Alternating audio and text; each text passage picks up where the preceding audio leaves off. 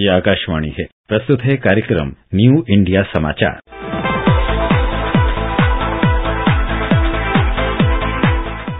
नमस्कार, आकाशवाणी के समाचार सेवा प्रभाग की प्रस्तुति न्यू इंडिया समाचार में आपका स्वागत है। श्रोताओं, इस बार हम आपके समक्ष लेकर आए हैं पत्रिका का 1 से 15 अप्रैल का अंक, जिसकी आवरण कथा है आम बजट के बाद प्रधानमंत्री नरेंद्र मोदी द्वारा बजट के बाद विभिन्न विषयों पर संबोधित 12 बजट वेबिनार की। इन सभी वेबिनार पर आपके साथ विस्तार से पिछले सप्ताह चर्चा हुई थी। कल के कार्यक्रम में हमने पत्रिका में शामिल कुछ अन्य समाचारों पर बातचीत की थी। आज उसी को आगे बढ़ाते हुए पत्रिका के अन्य आकर्षणों को आपसे साझा करते हैं। फ्लैगशिप योजनाओं में इस बार फेम इंडिया, पीएम मुद्रा और ई-नाम को शामिल किया गया है। हरित यात्रा में विकल्प की मूक क्रांति फेम इंडिया देश को नई दिशा दे रही है। इलेक्ट्रिक और हाइब्रिड वाहनों को बढ़ावा देने के लिए शुरू faster adoption and manufacturing of hybrid and electric vehicle योजना यानी फेम भारत को किफायती और हरित परिवहन के क्षेत्र में आत्मनिर्भर बनाने की दिशा में महत्वपूर्ण भूमिका निभा रही है। सरकारी सहायता मिलने से निजी दोपहिया और चौपहिया वाहनों के प्रयोगकर्ता बढ़ रहे हैं। इससे शहरों में गरीब और मिडिल क्लास को धुएं वाली बसों से मुक्ति मिल रही है। 1 अप्रैल 2015 को शुरू की गई फेम इंडिया योजना से जनता जनार्दन को सब्सिडी तो राष्ट्रीय ईंधन सुरक्षा मिशन और भारत के नेट जीरो लक्ष्य को मजबूती मिल रही है। सरकार ने हाइब्रिड एवं इलेक्ट्रॉनिक वाहनों को बढ़ावा देने और राष्ट्रीय ईंधन सुरक्षा के उद्देश्यों के लिए 2013 में नेशनल इलेक्ट्रिक मोबिलिटी मिशन योजना 2020 की शुरुआत की थी। इसके अंग के रूप में भारी उद्योग मंत्रालय ने 2015 में हाइब्रिड और इलेक्ट्रिक वाहनों के विनिर्माण और उपयोग को तेजी से बढ़ाने के लिए फेम इंडिया योजना की शुरुआत की। इसके पहले चरण की शुरुआत 2015 में हुई, जो 31 मार्च 2019 तक चली। इसके लिए 895 करोड़ रुपए के बजट का प्रावधान किया गया था। यह मूल रूप से तकनीकी विकास, मांग को बढ़ावा, पायलट प्रोजेक्ट और चार्जिंग इंफ्रास्ट्रक्चर को विकसित करने जैसे 4 उद्देश्यों पर केंद्रित था।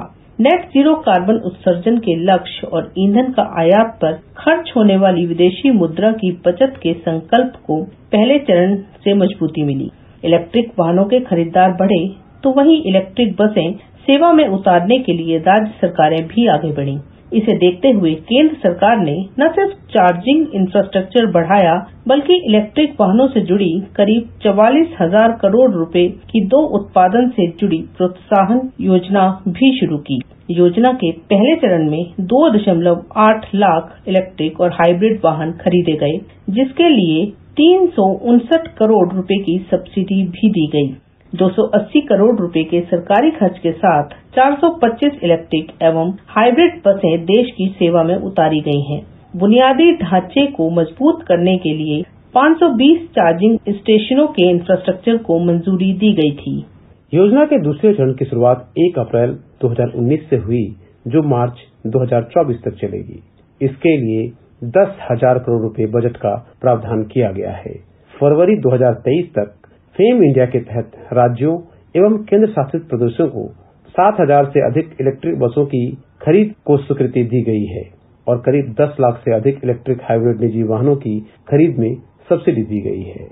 फेम इंडिया में मिलने वाली सहायता का असर है कि देश भर में दिसंबर 2022 तक 20.40 लाख इलेक्ट्रिक वाहन पंजीकृत हुए, जिसमें सबसे अधिक वर्ष 2022 में 6.28 लाख दोपहिया और 3.38 लाख तिपहिया वाहन शामिल है।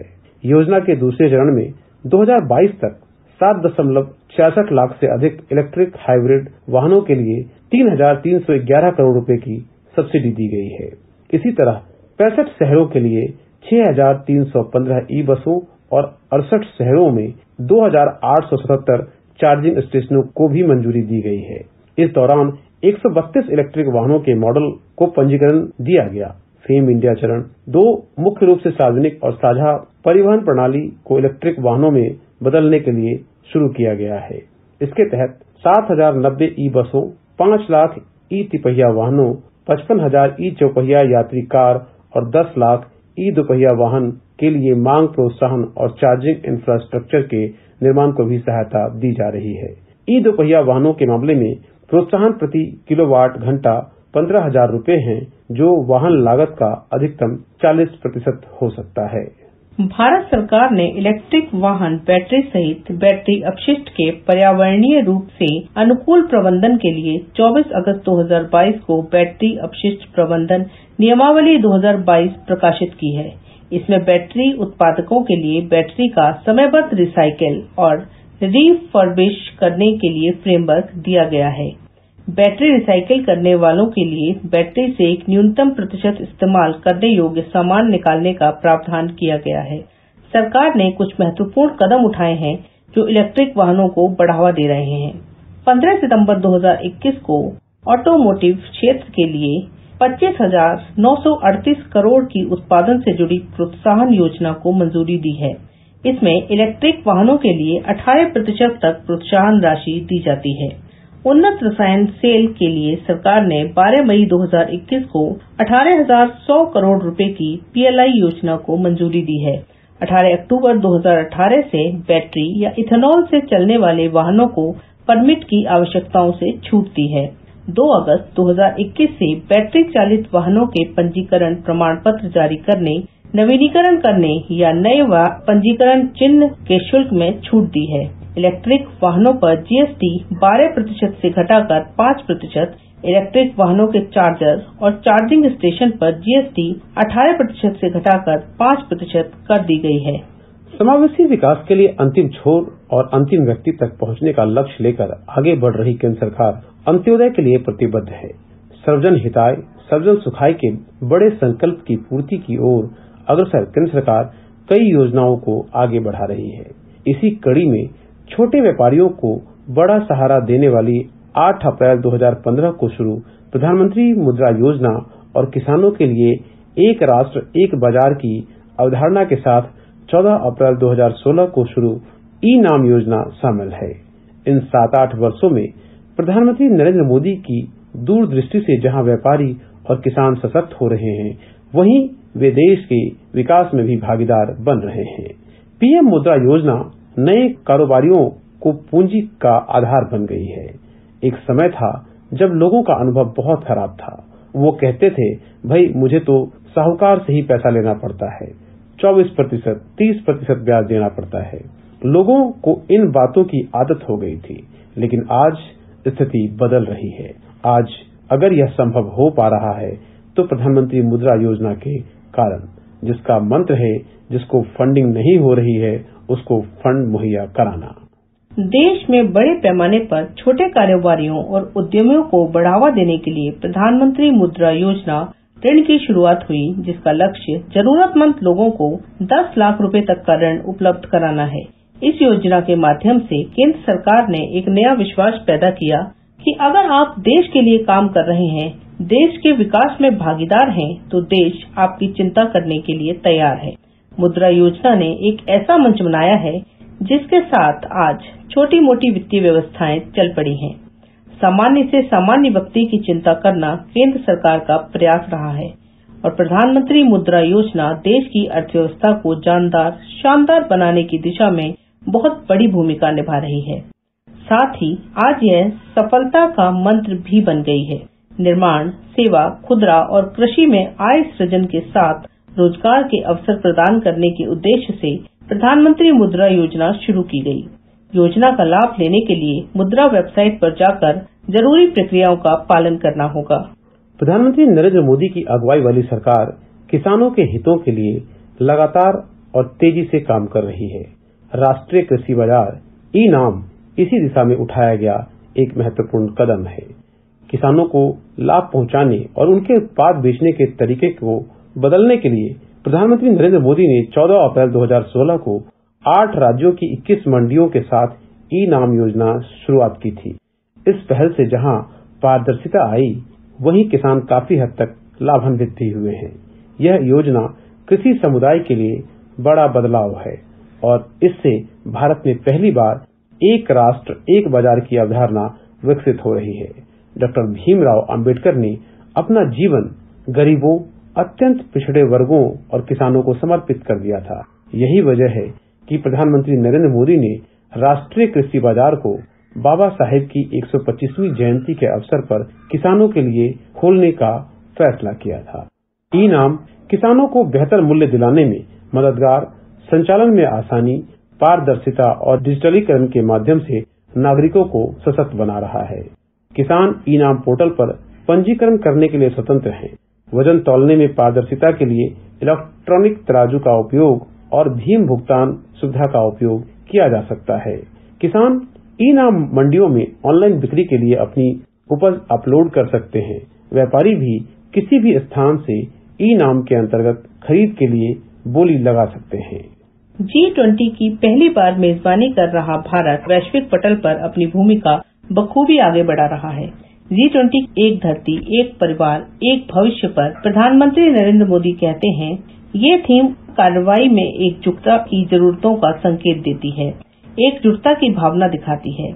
मार्च के पहले पखवाड़े में भ्रष्टाचार रोधी कार्य समूह की पहली बैठक हरियाणा के गुरुग्राम, G20 के विदेश मंत्रियों की बैठक नई दिल्ली और वित्तीय समावेशन में वैश्विक भागीदारी के लिए दूसरी बैठक हैदराबाद में हुई। विकासशील देशों की सुने बिना कोई नहीं कर सकता है वैश्विक नेतृत्व का दावा।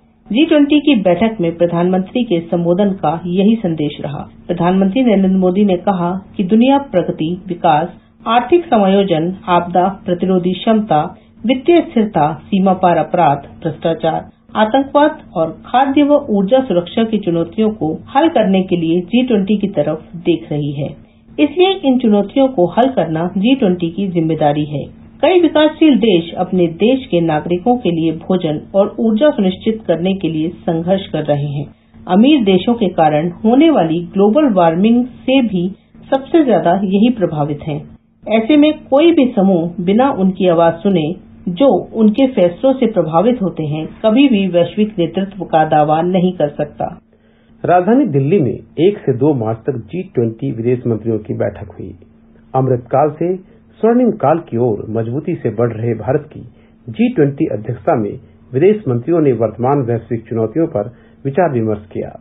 इस दौरान बहुपक्षवाद, खाद्य और ऊर्जा सुरक्षा, महत्वाकांक्षी जलवायु और पर्यावरणीय कार्रवाई को मजबूत करने, सतत विकास पर सहयोग को गहरा करने, आतंकवाद का मुकाबला करने, नशीले पदार्थों का मुकाबला करने, वैश्विक स्वास्थ्य, वैश्विक प्रतिभा पूल, मानवीय सहायता और आपदा जोखिम में कमी लाने के साथ साथ लैंगिक समानता और महिला सशक्तिकरण के मुद्दों पर भी ध्यान केंद्रित किया गया। राष्ट्र ने विकसित भारत में भ्रष्टाचार के लिए जीरो टॉलरेंस के प्रशासनिक इकोसिस्टम की परिकल्पना प्रधानमंत्री नरेंद्र मोदी ने की है। इसके लिए कई स्तरों पर डिजिटलाइजेशन को बढ़ावा दिया गया है, तो बाधा बनने वाले कानूनों को खत्म किया गया है। प्रधानमंत्री मोदी ने कई बार कहा है, एक सुरक्षित और संरक्षित विश्व हमारी साझा जिम्मेदारी है। जब अच्छी शक्तियां सहयोग करती हैं, तब अपराध की शक्तियां काम नहीं कर सकती। G20 के विभिन्न बैठकों की विस्तृत चर्चा और आने वाली बैठकों की जानकारी और विषयों की सारी रूपरेखा आप पत्रिका से प्राप्त कर सकते हैं। श्रोताओं, इस पाक्षिक पत्रिका की हर प्रति न्यू इंडिया समाचार वेबसाइट पर उपलब्ध है, जहां आप सभी समाचारों को विस्तार से पढ़ सकते हैं। डिजिटल और प्रिंट में यह पत्रिका देश ही नहीं, विदेशों में भी अपनी अलग पहचान बना चुकी है। इसका ट्विटर हैंडल NISPIB इंडिया है, जो वेरीफाइड है। इसके अलावा आप हमें response-nis@pib.gov.in पर ईमेल के जरिए अपना सुझाव भी भेज सकते हैं। तब तक के लिए धन्यवाद। अभी आप सुन रहे थे कार्यक्रम न्यू इंडिया समाचार, जिसे प्रस्तुत कर रहे थे संपादक संतोष कुमार और पत्रकार नलिनी शर्मा। ये कार्यक्रम आकाशवाणी के समाचार सेवा प्रभाग द्वारा प्रस्तुत किया गया। इसे आप हमारे mobile app news on AIR और YouTube channel news on AIR official पर भी सुन सकते हैं।